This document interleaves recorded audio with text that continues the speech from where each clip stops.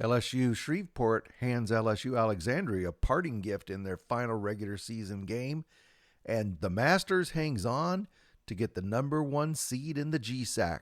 Cascade Hoops Talk starts right now.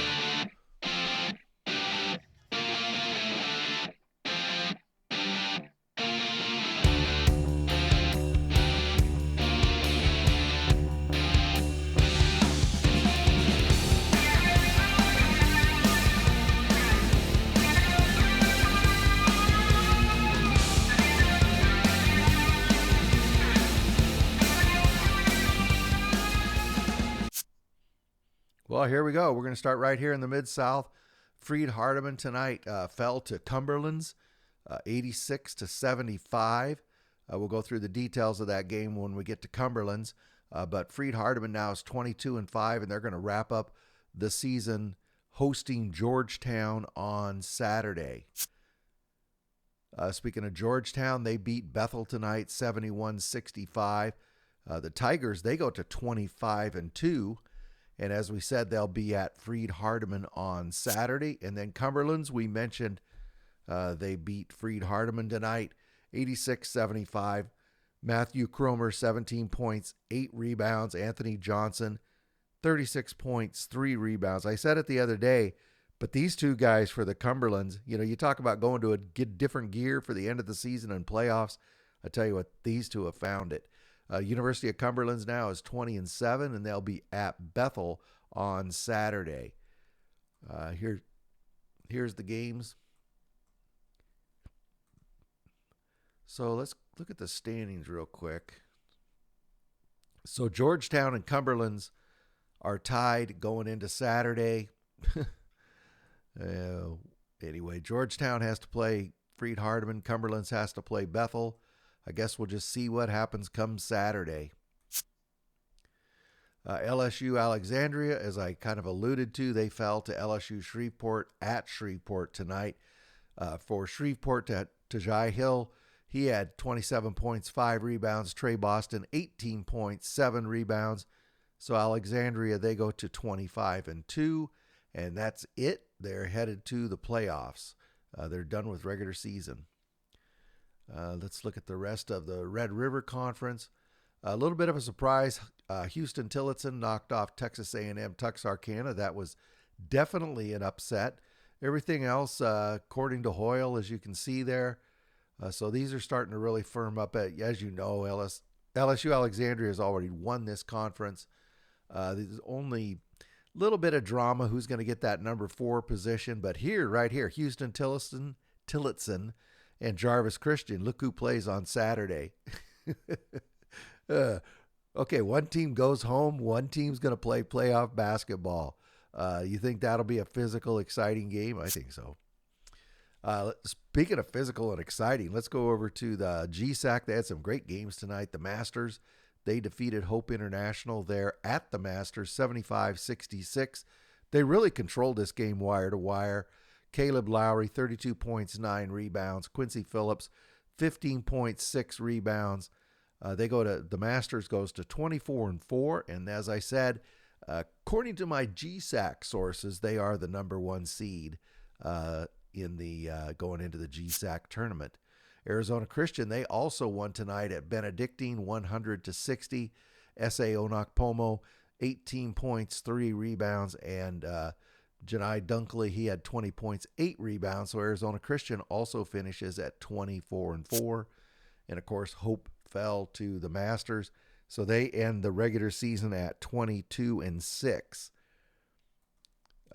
Just really quickly, here's the other scores. So only 4 teams in the GSAC make the tournament. It's these 3, the ones I just talked about. So Embry-Riddle got that last position with their win over Life Pacific tonight.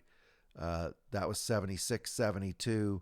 Really gutsy win by Embry-Riddle.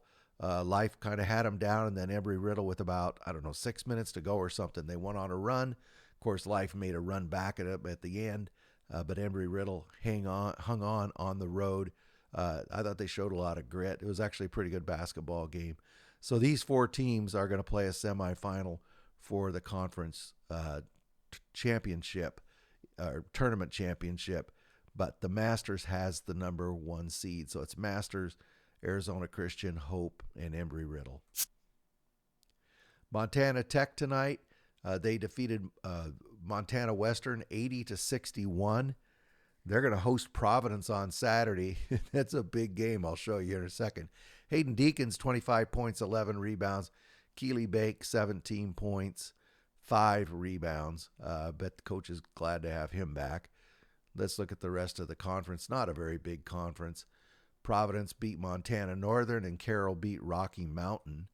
So looking at the standings, Montana Tech and Providence, both 9-5. There's 1 game left. So Carroll is out. They got too many losses.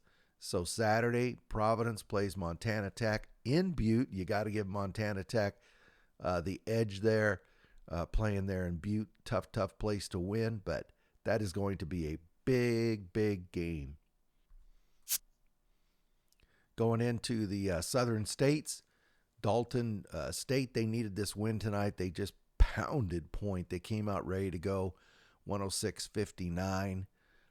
Trey Lewis, 20 points, 5 rebounds. Quentin Pettis, 15 points, 10 rebounds. So Dalton State goes to 22-5. But most importantly, they got that win because that's going to set them up for that big life game. This Dillard Loyola game, it's a non-con. I think it was New Orleans rivalry day. There's another game. I don't remember where it was. I think it was Xavier, and we'll find it when we get there. Anyway, that was a rivalry game. Loyola beat Dillard in a non-con. I have to go one more for the standings.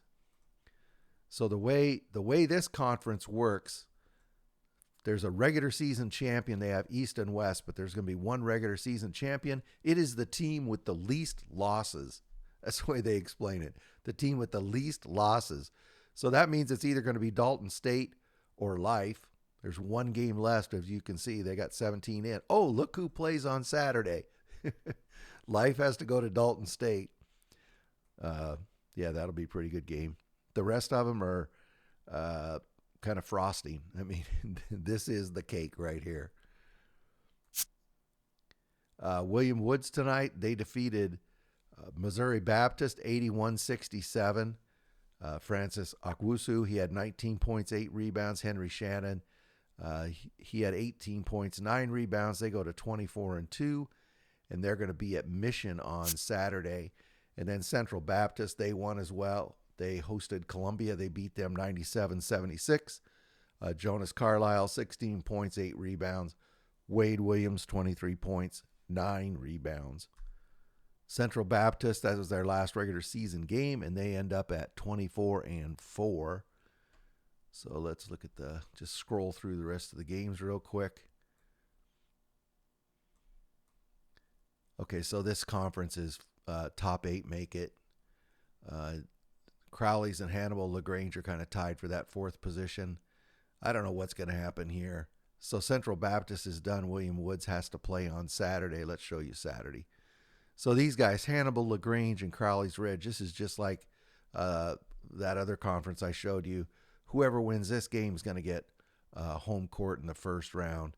William Woods is going to be at Mission.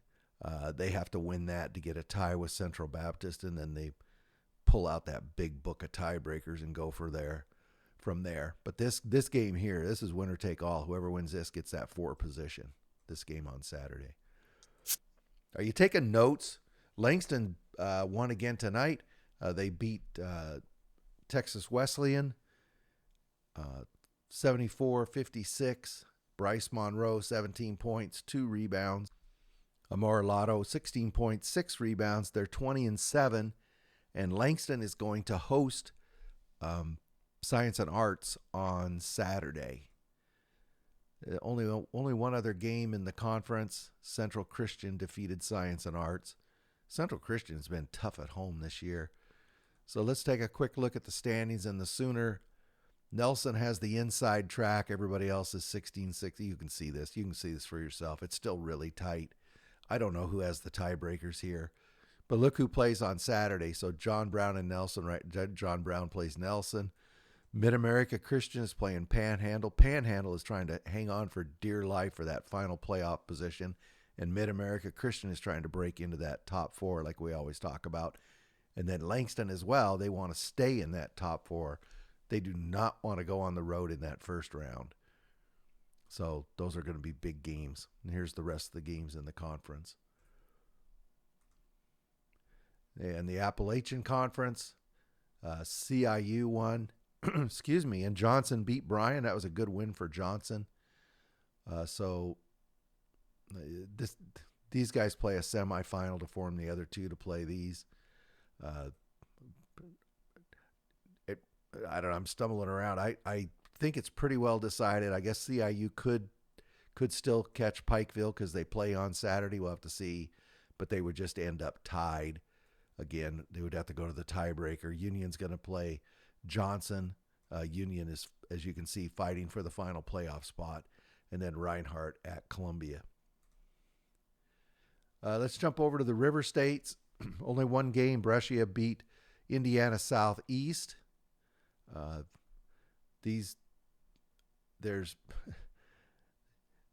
don't know if there's any prestige in winning the East Division because the seeding is done. There's a calculation they do by your number of games and who you beat, and I don't think it really matters if you win the East or the West. St. Mary of the Woods has already been deemed the league champion.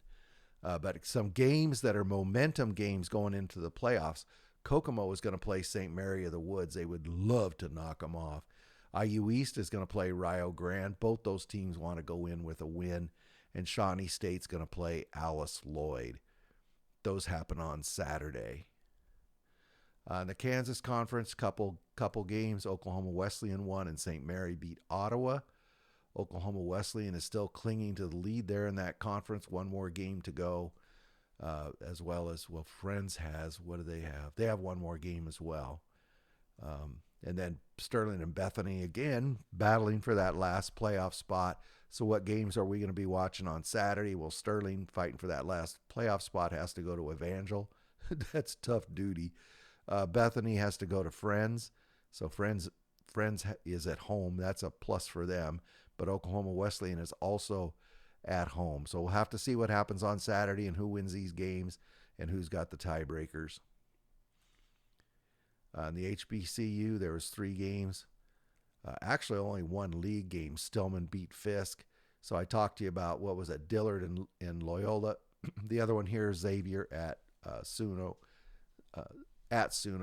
These are both New Orleans rivalries, but they're non-league, but they're big games for those schools. So Tougaloo is still a game up on Stillman, and I'll be honest with you, this conference is confusing me because some of these teams will end up with 18, some with 17. But if you look in the scheduling, there's like Tougaloo only has one more game, and it's a non-league game with Arkansas Baptist, which is in the Continental. So I'm not sure how this is going to work out. Tougaloo has the inside track because they got the 3 losses. We just got to have to wait for the seeding. To remind you, this is the seeding, so every team in the HBCU makes the playoffs. The top 3 don't have to play in this first round. The top 3 don't have to play in this first round. So we'll get that early next week. Wolverine Hoosier Conference, quite a few games tonight. Nothing surprising. Indiana Tech won. There's no surprise there. Cornerstone won. You can see the wins there.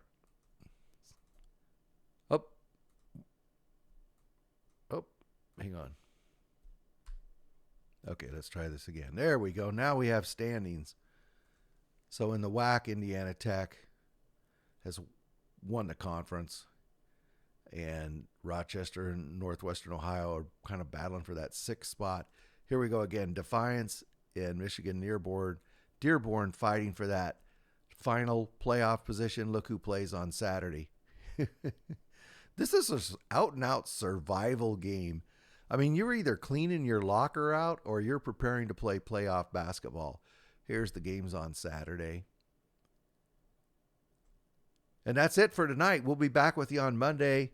I'm heading over the hill. As soon as you hear this, I'm already in the car heading over the hill going to watch basketball. But there's hardly any snow this weekend. It's going to be like a reprieve after the last few weekends. My trip to Idaho last week and back was a nightmare.